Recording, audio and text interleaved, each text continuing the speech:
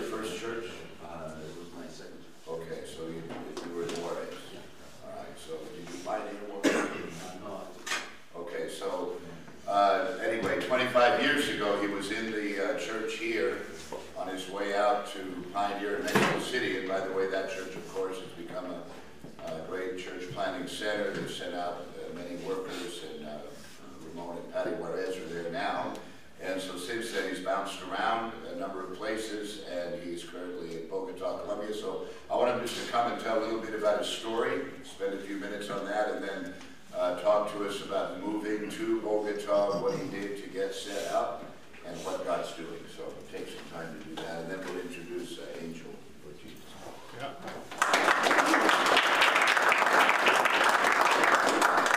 First, I just want to thank Pastor for this opportunity, and one of my favorite things is to talk to men. You get to take the gloves off, right? But the story, I mean, basically, many of you know, before we went to Bogota, we were pastoring in Juarez, and we pretty much were happy there. You know, the church was a strong church. We're sending out workers, you know, God's moving. But as always happened in conference, we come to the conference that we got sent out in, and God just started dealing with us about doing something else, you know, and there was no plans before conference. There was nothing within us that was saying we need to do something else, but just something about that first sermon that we heard, you know, God really placed it in our hearts, you know, make yourself available. And so my hope, honestly, was to talk to Pastor Stevens and say, you know, I'm available, and for him to say, no, you're good where you're at. And, that's kind of what I was hoping. But no, it turns out that Pastor Stevens had a nation on his heart.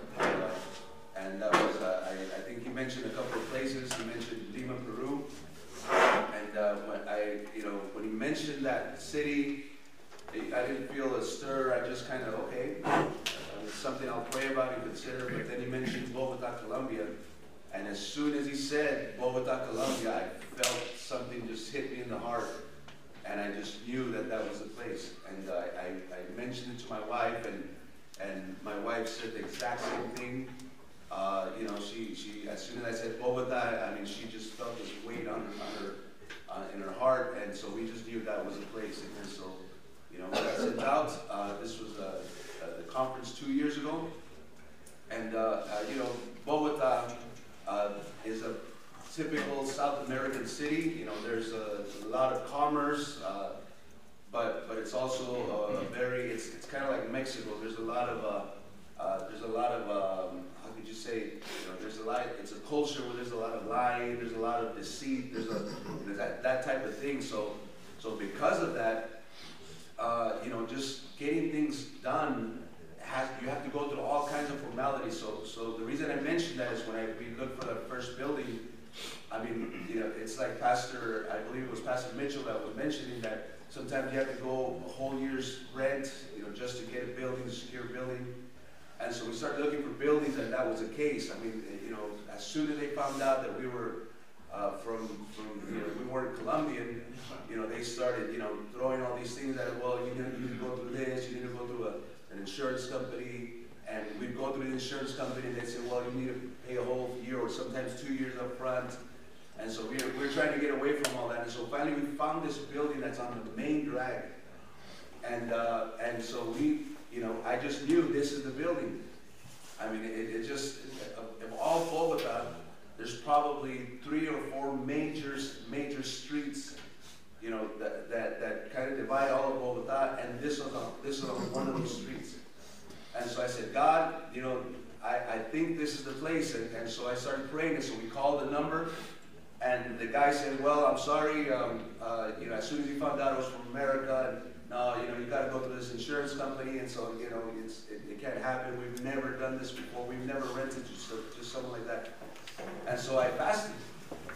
You know, fasting works. And so I got a hold of God. I fasted. I believed God. And so the very next day after fasting, I get a call from this guy and say, you know what?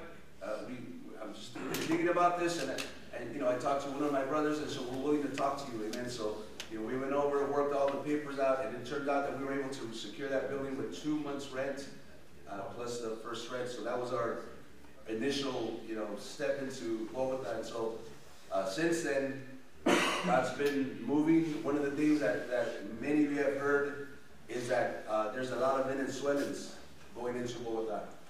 And one of the things I believe is happening right now is that a lot of these Venezuelans are being displaced, and that's an opportunity for the gospel. Amen. And so I started praying, God, I think that, one day, we'll be able to send churches into Venezuela. So God gave me some disciples.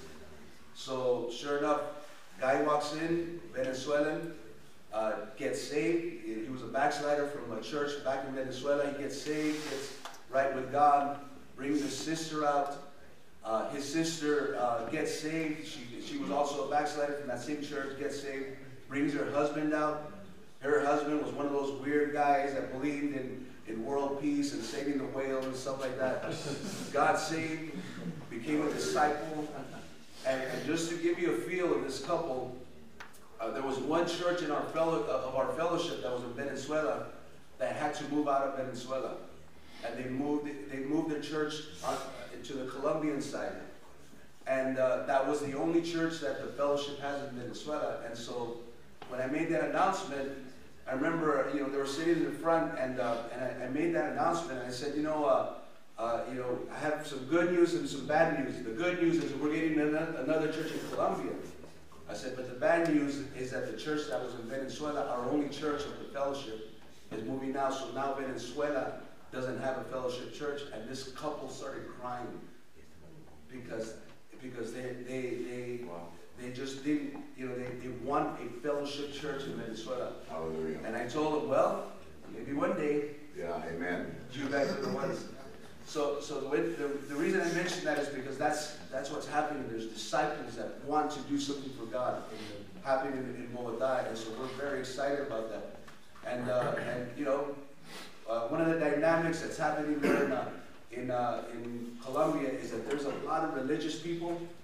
So we have a good flow of that, and so when you pastor a church, one of the last things you want to do is base your church or found your church on religious people. And so we've been praying for just converts, for people that have never been to church, and so we've been seeing some of that. And one of the things that we've seen is that some of these people that were from other churches, they'll come into our church, and even though they've been churched, they come into our church and they say, man, this is different. We've never seen anything like this. Many have said, I've heard things that I've never heard before. I'm seeing things that I've never seen before. Outreaching, challenging people. They're seeing that they've never seen before, and so they're folding into what we are as a fellowship, amen. And so God's doing a powerful work there, amen. So we're very excited about that. So Yeah, okay. Let's have Angel go up now, and then we'll ask you. I've already got questions for you. So Angel has been around a while. He was sort of a new convert when I got here, right? He'd been saved a year or two. But God did a tremendous work in his life. I married him to Bernadette in 96, 7? 4. 4, okay, when I first got here. Yeah, the first 3 months we got. Yeah, you were one of the first weddings then, and then he, just tell us where you have been pastoring, pioneering, and then get quickly to Havana, where you are now. All right, so when Pastor came in, I was saved about a year and 3 months, and so like I said, he came in and had long hair, and so, I'm one of the disciples with long hair, and then on a haunted house, I decided to cut my hair, and Pastor was driving, and he looked at me, and he stopped, he drove back, and he looked at me, and he kept going, and he said, okay, there's hope here for this guy. So a couple years later, I get sent out to Los Angeles, California. I went down there. I was there for about 3 years. God did an incredible work. But before, and I'll stop here. Before I went to LA, I shared this in the Serious Men one time. When Pastor asked everybody where you wanted to go, what was in your heart, and everybody said a city. Well, before I went over there, my mother-in-law, during a very, very hard time in Cuba, she worked for the embassy, and they had what they call periodo especial, when communism fell, and Russia used to feed Cuba. And so when communism fell in Russia, Well, they didn't have anything to feed Cuba anymore. So they went through a very hard time, and it was so bad that the people were jumping on just life rafts or whatever they could find and jumping in the water trying to get to Miami, and they were dying, getting eaten by sharks. It was a very horrible time. So my mother-in-law went to work down there for about 3 or 6 months, I can remember, and she introduced us to Cuba. And so she began to tell us the stories about Cuba, and I was a disciple, and man, it just it was just a big burden for us to go to Cuba. But at the time, we couldn't go. And then so we did what we needed to do. We went to LA. We started church there. After a while, God really dealt with me about going to another country. And I asked Pastor, but he was planting, I think, Jose Quintero, and so he said, well, I can't send you to this conference, but I need somebody in Juarez. And we went to Juarez, and we were there for a year and a half, amen. Then we came over to, and assisted here, amen, in the El Paso church, and then after that, God started me to go to another country. We went to Puerto Rico. We were there for 5 years, and after 5 years, we ended up going to Orlando, taking over there. The church there, and we functioned for about 5 years, amen, in Orlando, and finally I came back and was here for a little while, evangelized for a little while, and then as an evangelist, I went to preach in Cuba, and I saw a church that was, something I hadn't seen in a while, amen, just an explosive, vibrant, alive, just people hungry, the worship just grabbed us. I mean, these people love God, and I was taking my wife on that trip, and I said, this is it, we're coming here. And so we came to conference, and right after that, and that was it, we're going to Cuba. I asked Pastor, I said, hey, Pastor, what do you think about Cuba? And we didn't know how it's going to happen. Pastor said, okay, well, let's do it, but how? That was the key issue. It was a big struggle getting there, doing everything we're doing. Amen. I mean, it's not like you're going, it's not easy. It's a communist country. I mean, it's actually an enemy of the U.S., in their eyes. We want to conquer them, but that's how they feel. But anyway, so it was not an easy task, and nothing about it has been easy. I mean, but we went in there, finally, we were able to get in there. I mean, God just moved and created laws and created things. He moved all kinds of things so we can get established there. And we got there, and man, let me tell you something. God's done an incredible work. I'm amazed at all that God has done and all that God has done, because I certainly, don't know, how we were able to accomplish this. But God moved from day one. And when we got there, I mean, you can't outreach. You can't get a building. Thank God for the pattern of the fellowship. We can't do any of those things. And so you can't, do anything. So what do you do? How do you establish a church? And so I'll preach a little bit about it tonight, but you know what? God had to help us, man. God had to move, and God began to just move it. God began to put things into place, amen, and began to give me people. I began, before I left, I met a Cuban at the Christian bookstore. And he told me we could start I told him I was going to Cuba, and he goes, oh man, I just got saved, I want my family to get saved, I'm going to take them Bibles. And then we're talking, and he says, do you think you could start a Bible study with them? I was like, yes sir. And so the minute I showed up, I went looking for this family. And then we don't have a car, we don't have transportation, so we catch buses, so I'm trying to figure out how to get there. And so we find them, and I started having Bible study. Older family, older folks, amen. So, you're limited to what you can do. But I began to pray. I said, God, I need a bigger place. And I need someone to invite me to their house so I can have Bible study. And sure enough, I went a guy, John, and I knew from the beginning, I said, this is going to be very crucial. I think I sent Pastor a picture of him, and I said, hey, Pastor, pray for this guy and his wife. I think they're going to help us. And sure enough, I get him saved, and I mean, he's trying to do a business, but they don't know how to do business. They're not capitalists, and so they're trying to learn, and so I just kind of start teaching him. I said, hey, I want to do a business class, and so I take him to the other church. I do a discipleship, pull an altar call, and he gets saved, radical. Afterwards, I'm telling him that we need to find a place to have church, finally says, "Why don't you do it at my house?" I says, "Praise God." so we do it at his house. We start having service at his house, and this guy begins to outreach and evangelize to everywhere. I mean, this guy just begins to bring people, and part of it too was in the midst of all that, and I'm kind of getting ahead of myself for the sermon, but in the midst of my daily struggle, this is a big struggle. You know, over there, nothing is easy or normal. You know, you don't just walk into a store and buy something. You got to go to 10 stores if you want to buy something because you're trying to find it. There's nothing, and you go and you're like, you know, sometimes there's water, sometimes there isn't. You know, sometimes, and so it's a struggle. I think I took Pastor George with me looking for something, and we went like 3, 4, 5 different stores and we couldn't find it. And so it's just, so it's kind of frustrating. Things break down. It's frustrating, but in the midst of that, I said, forget this. You know, I came here to start a church, and instead of getting frustrated and struggling and getting all bent out of shape, I said, you know what? I want to win souls everywhere. So if the plumbing broke, and I called the plumber. I was bringing the plumber because I was going to witness to him. And that was the whole purpose of that plumber coming to my house. So I started looking at things spiritually and say, you know, God has this. So something would happen in my house, and I'm witnessing to that person because God wanted me to witness. And I started being sensitive to that. And sure enough, before you know it, people start getting saved. Everyone around me.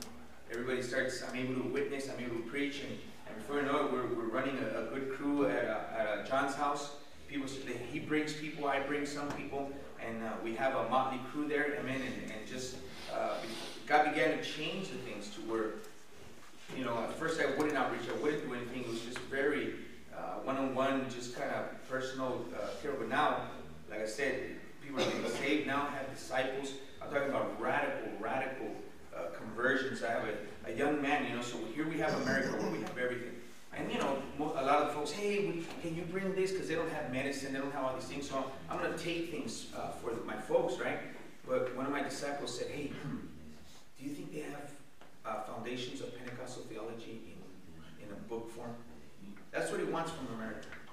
And so that's what I got him. You know, I mean, this kid has read probably in 2 months almost all his Bible. And every book, I give him books and he just devours it. And so, you know, now I'm taking him foundations, and he, you know, because he asked me a million questions. I said, here, bro.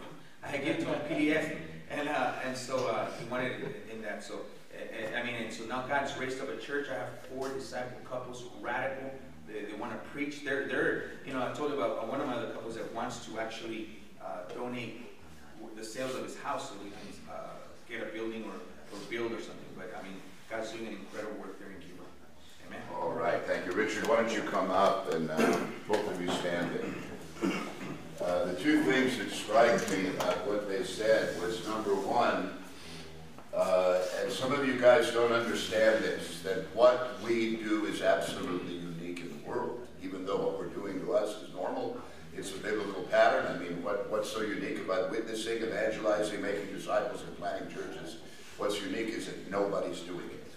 Very, very few. There may be some. In the 40 years I've pastored, I've never seen another entity doing what we do. I've seen them, you know, have some elements of what we do, but not to the degree. And so this couple in Richard's church that says, man, I've never seen this. So you guys need to appreciate that, how unique what we do is, and all of this born out of Pastor Mitchell's heart and vision, and being able to communicate that as the fellowship grew. The second thing that struck me is what Angel said. When you go to whether it's a city here in America, or a foreign country, or a place like Cuba that's unique, you have to adapt. You know, Angel's been able to go into a completely strange culture that he's not used to. Communist products not available. We had all sorts of hassles just getting furnishings and finding normal things in life. If you want a toaster, not available. If you know, you just can't function there, but you adapt. And it's especially impressive that his wife and children have been able to go there and adapt. And his oldest daughter, I gave her the option.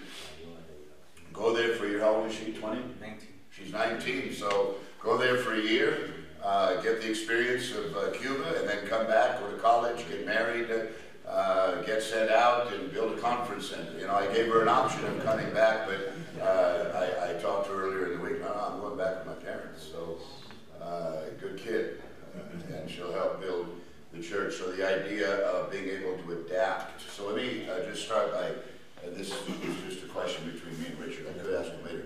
But did you have to tell the owners of the building that you were American? Yeah, because you have to give them certain paperwork and stuff, and so they you know. Because it's best if you can get away with not telling them that, right? That would be preferable, because once they hear you're from America, they think money bags. You know, they think, you know, and they kind of up everything. So I was just wondering about that. So somebody else asked a question about either, and address it to either Angel or Richard or both of them. If you have a question, you'd like both of them to answer. Anybody want to start us off?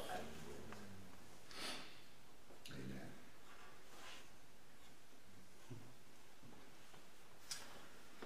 So once you, you know, you said, Angel, once you said that you couldn't, you know, it's a communist country, the culture is totally different. There's a lot of restrictions.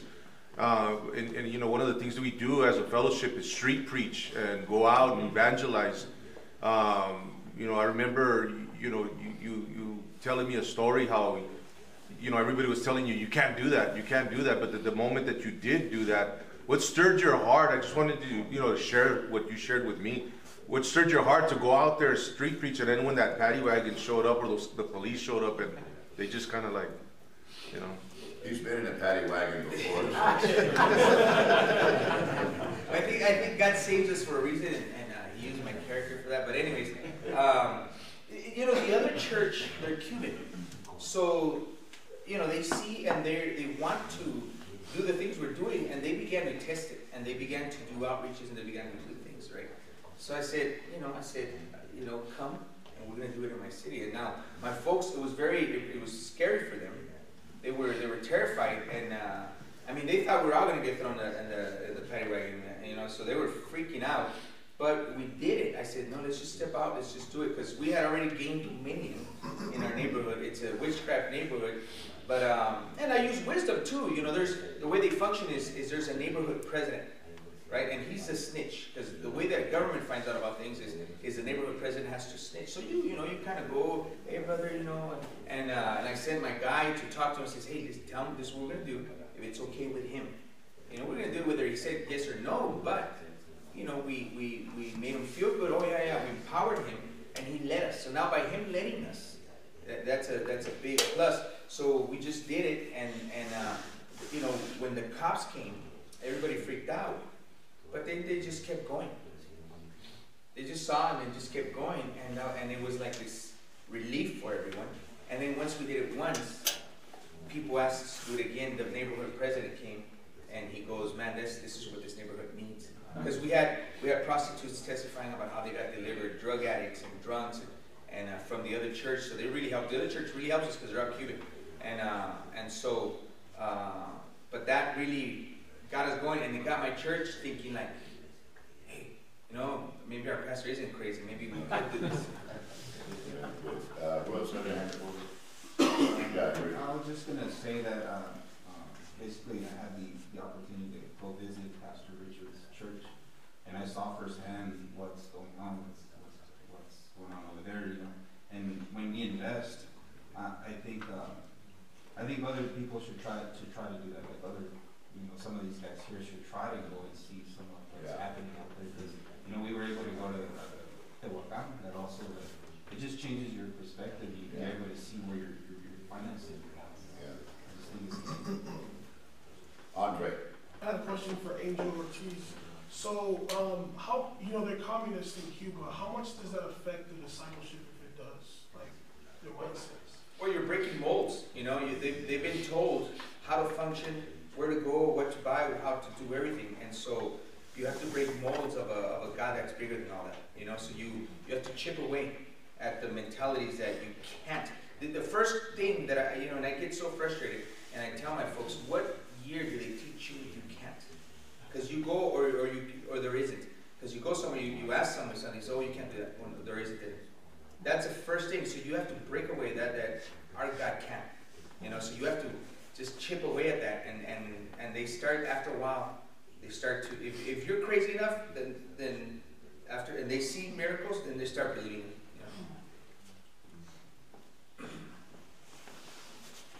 Are there other churches in the area? Yeah, there's 5 of us now. Well, I mean, like other, I know like Puerto Rico has a bunch of different denominations and churches. Is it similar in Cuba? Very little.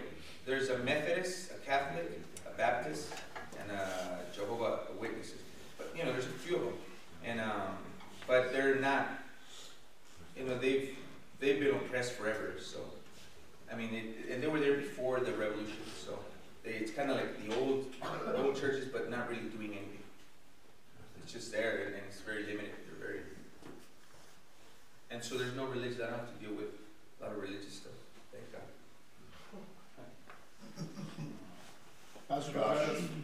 Josh, and then Raul. Richard, when you got there, like, how did you decide the area where you wanted to either live or build your church? Well, actually, the first apartment that we got there, we got the day after they announced this. It was just a miracle of God. I guess one of the guys from Houston was working with a guy that's from Cuba, and so I guess he called him up and said, "Guess what? We're sending a church into your city." And the guy tell him he's already got the apartment, and so that was a miracle. And so, you know, once we got that apartment, you know, the natural thing to do was to look around that apartment. And so this building that we found was about 15 minutes away from the apartment, so that's where that happened. Raul. Pastor, I know you've pastored in different places, Spain, Juarez, and now Cuba. Is this, I mean not Cuba, Colombia. Is this, how is this compared to those experiences? And you know, is it a new level? And if so, you know, they say new levels, new devils. Have you had to, you know, experience opposition, and how have you been able to overcome that? Well, I think, you know, the difference is, I think, is just the culture. You know, people tend to think a little bit different in different places. But I mean, one of the things that I've realized is that the gospel works everywhere you go. Yeah. It doesn't matter where you go. If you establish the gospel, you preach the gospel, it's going to work everywhere. And you know, obviously you'll have some cultural challenges. You know, getting people to understand certain things. I guess in Bogota, there's certain things that it's harder for them to grasp. But it's like Pastor Angel was saying, there's just stuff you just have to chip away at, and you know the Holy Ghost does its work, and they catch you. They start catching you. So I mean, as far as the differences, I mean, different food. But other than that, I mean, human nature is human nature everywhere you go. The gospel works everywhere you go. I would say just have to stick to the stuff. Anybody else? Juan. For both pastors, is it, so when you're establishing everything, is it constant follow-up, constant fellowship? And what days do you separate for just your family? If you do. With us right now, it's been nonstop. Okay. 24/7. I mean, because there's not really much to do there, and so to them, having like practice and this and that every day of the week is not to them. It's like, let's do it. You know, here we want time for this and that, and we need to go golfing. You know, over there it's like there's no leisure. So these people, they don't mind doing something all day. So right now, I think time is flying for us because we're doing something every day almost, you know. And then every now and then I try to get my kids up, go take them to get ice cream or something, you know.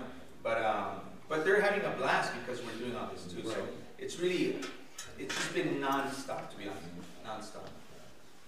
Yeah, pretty much it's the same thing. I mean, especially when you're starting the church, a lot of it is fellowship, man. You're having people, and in our case, the building that we had, it was with the condition of getting 3 stories. Right. And so the only way that was going to be financially, that was feasible was for us to live on the top floor. So we moved from the apartment that we originally landed at, and we moved to the top floor. And so we're right above the church. So I mean, we have fellowships all the time.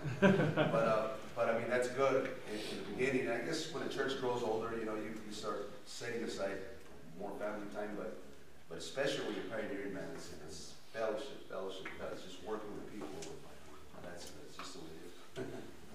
Very good question. Amen. Yeah. Are you dealing with a lot of people that have a strong communist mindset as they come to the church? Is that like something you're dealing with?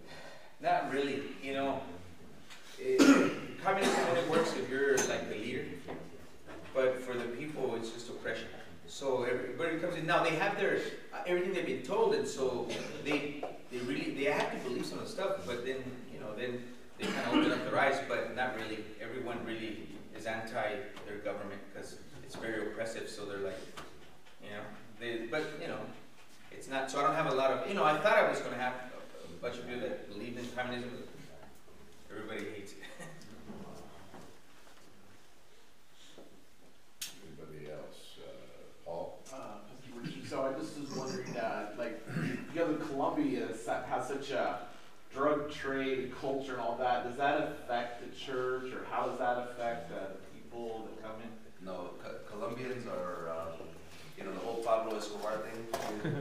They're trying to erase that culture, and they're not very proud of that. As a matter of fact, they hate the fact that people remember or think of them as that. So Bogota is kind of like anywhere. You have the people that are the low class, the drugs, and then you have the upper class. And it's kind of like Mexico. There's a very high upper class, and so I guess the difference is that the upper class tend to be more close to the gospel, and the ones that are into the what typical ones that we reach are the lower class, the ones that are into the drugs and all that stuff. But generally speaking, Colombians they're trying to get away from that whole that's established. Sage. Yeah, Pastor, both of you can answer this. Have you had any struggles with your children staying motivated or staying on fire, or having a vision? Personally, I haven't. As a matter of fact, my kids have gotten more on fire because they're seeing and experiencing God in a way that we haven't experienced in all my pioneering, and so they're just on fire right now. And then plus I try to, you've got to keep them happy too, So I take them out. I make sure I do things with them. Part of me winning the world is winning my family, and so I made it my aim that I'm going to win my family first. And so, but they stay motivated, and like I said, they love it. They love the church. They love everything. They're involved. So they play music. They do the Sunday school for the kids. They take the kids. So they do all that. So I thank God, bro, that they fall in love more because of what we're doing.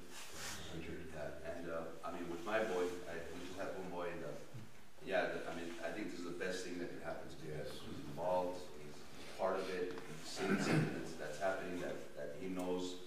Even if we leave someday, he knows that he was a part of that. So I know that's a very great satisfaction for us. That's great. Okay, this question is for both pastors. What advice can you give us? You guys have pioneered, you've taken over, you've gone to different places. What advice can you give us that to pioneer? Like one of the first things you got to do, one of the first things you have to establish. Whether it be, what were the things that, looking back, you obviously are when you start off, it's kind of like a broad range of, I got to do this, but now you've honed in, okay, this is what I got to do, this is how it's got to be done, this is what I got to focus on, and many times it could be multitasking, and so what would you, advice can you give the up-and-coming disciple, us, to see what we have to do once we get out? Well, let me pipe in there. The first thing I tell them when you go to your city, if it's in America or foreign country, you got to establish your home for your family. Find an apartment, get your wife, your children settled, furnishings, get all that happen. And make sure that's established. You get familiar with the area that you're at. Your wife has to have some confidence about her area, where she's going to shop, groceries, and so forth. So that would be the first thing. And then in the midst of that, as that is happening, you start looking outward to where you're gonna locate and building and so forth. So, Okay, so, I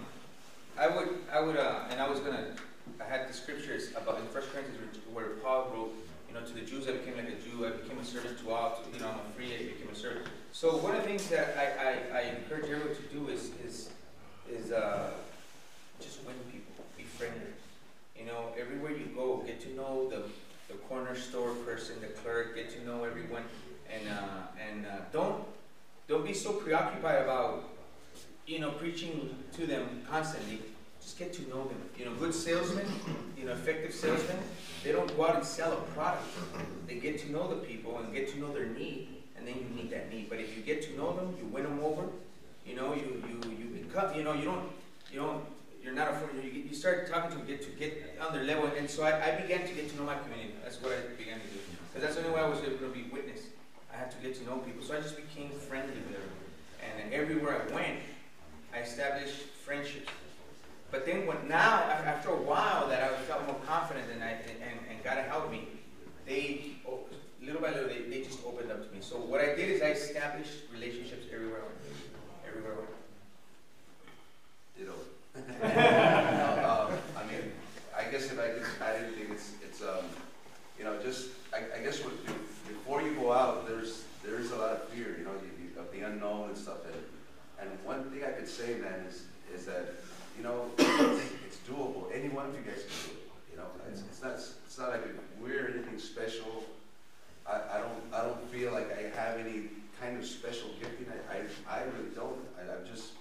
I've just realized that it doesn't matter where you go. If you have Jesus, it'll work. You know, and so you can, you know, just get rid of that fear part that, you know, what about if this happens with my family? It'll work. It'll work. And you know, it's not anything special you do. And just like what he was saying, I mean, sometimes you feel like you have to get people in an arm lock and get them to church, but exactly what he said, you have to just establish relationships. I have a owner of a store right next to the church. You know, he found out that it was going to be a church, and we just started a friendship. I never, you know, crammed the gospel. I just, you know what, we invite you. It's going to be great. And he came out with his family. And he started bringing people out, and he started, everyone that goes to the store, yeah, you need to come to this church. And you know, it was just out of a simple friendship. And so, yeah, that I think was very good. all right, let's thank God.